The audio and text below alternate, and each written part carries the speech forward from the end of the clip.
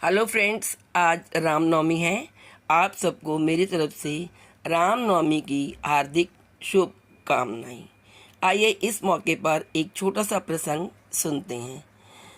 छोटी सी एक कहानी जिसका शीर्षक है श्रद्धा की कसौटी।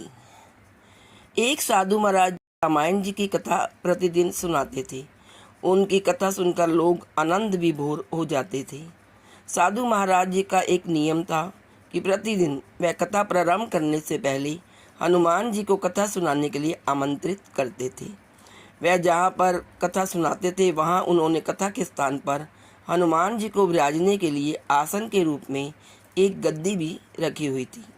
आइए हनुमान जी विराजिए, यह कहकर हनुमान जी का आवाहन करते थे। उसके बाद 1 घंटा कथा सुनाते थे। एक महर्षि प्रतिदिन रामकथा सुनने आया करते थे। वह भक्ति भाव से कथा सुनते थे, परंतु एक दिन उनके मन में विचार आया कि महाराज कथा प्रारंभ करने से पहले आइए हनुमान जी विराजिए ऐसा कहकर हनुमान जी को बुलाते हैं, तो क्या वास्तव में हनुमान जी यहाँ पर आते होंगे? एक दिन उन्होंने साधु महाराज जी से पूछ ही लिया, महाराज आप रामायण की कथा बहुत अच्छी सुनाते हैं, हमें बहुत आनंद आता है, परंतु आप जो गद्दी प्रतिदिन हनुमान जी को देते हैं, क्या उस पर हनुमान जी वास्तव में ही विराजमान होते हैं? साधु महाराज ने कहा, हाँ, यह मेरी श्रद्धा है। हनुमान जी का वचन है कि जहाँ राम कथा सुनाई और सुनी जाती है वहाँ हनुमान जी अवश्य पधारते हैं। उस व्यक्ति ने कहा, महाराज हनुमान जी यहाँ पर आते हैं, इस पर हमें कैसे विश्वास हो? आप इसका कोई खास प्रमाण दीजिए हमें। आपको यह प्रमाणित करके दिखाना चाहिए कि हनुमान जी आपकी कथा सुनने के लिए प्रतिदिन आते हैं। महाराज ने बहुत समझाया कि आस्था को किसी प्रमाण की कसौटी पर नहीं कसना चाहिए। यह तो भक्त और भगवान के बीच का प्रेम रस है, व्यक्तिगत श्रद्धा का विषय है। आप कहो तो मैं प्रवचन करना बंद कर दूं, अथवा आप कथा में आना छोड़ दो। परंतु वह व्यक्ति नहीं माना। वह जिद पर अड़ा रहा और महाराज से कहता ही रहा कि आप कई दिनों से दावा करते आ रहे हैं, यह बात और स्थानों पर भी आप कहते होंगे, इसलिए महाराज आपको तो प्रमाणित करना ही होगा कि क्या वास्तव में हनुमान जी कथा सुनने आते हैं। इस तरह दोनों के बीच विवाद होता रहा। अंत में साधु महाराज जी ने कहा, हनुमान जी आते हैं अथवा नहीं, इसका प्रमाण मैं आपको कल दूंगा। कल कथा प्रारंभ होने से पहले एक प्रयोग करेंगे। हनुमान जी को मैं जिस गद्दी पर विराजित होने को कहता हूँ, आप उस गद्दी को आज अपने घर ले जाना और कल अपने साथ वह गद्दी ले आना। उसके बाद मैं गद्दी यहाँ रखूँगा। कथा का आरंभ करने से पहले हनुमान जी को बुलाऊँगा। कुछ समय बाद आप गद्दी उठाकर देखना। यदि आपने गद्दी उठा ली तो समझना कि हनुमान जी नहीं आए हैं और वह व्यक्ति इस कसौटी के लिए तैयार हो गया। महाराज ने कहा, हम दोनों में से जो पराजित होगा वह क्या करेगा, इसका निर्णय भी कर लेते हैं। यह तो सत्य की परीक्षा है। उस व्यक्ति ने कहा, मैं गद्दी नहीं उठा पाया तो आपसे दीक्षा ले लूँगा, परंतु आप पराजित हो गए तो क्या करेंगे? साधु ने कहा, मैं कथा वचन छोड़कर आपका सेवक बन जाऊँगा। अगले दिन कथा सुनने के लिए बहुत भीड़ एकत्रित हो गई।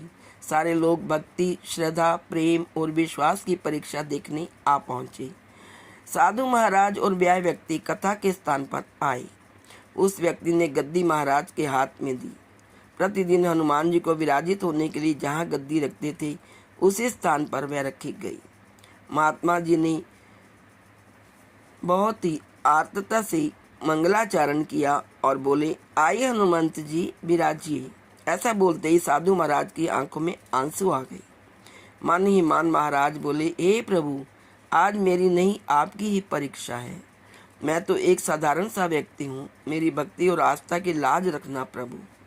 साधु महाराज ने प्रार्थना की और उस व्यक्ति को गद्दी उठाने के लिए निमंत्रण दिया।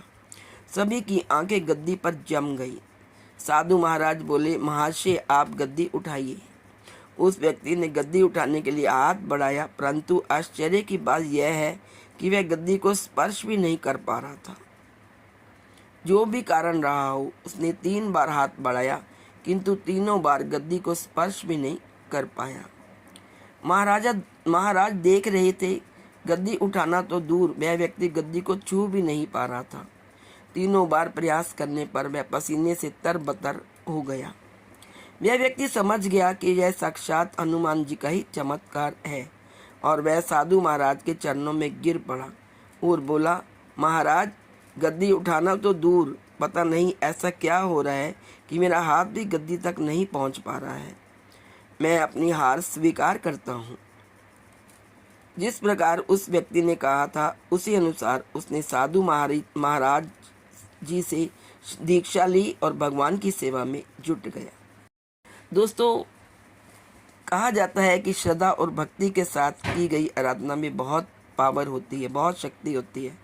प्रभु की मूर्ति पाषाण की होती है, परंतु भक्त के भाव से उसमें प्राण प्रतिष्ठा होती है और स्वयं प्रभु उसमें विराजते हैं। कहा जाता है ना, जाकी रही भावना जैसी, प्रभु मूरत तिन देखी तैसी।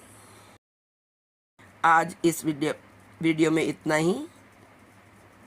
यदि आपको ये प्रसंग अच्छा लगे तो please like, share and subscribe. Thank you so much.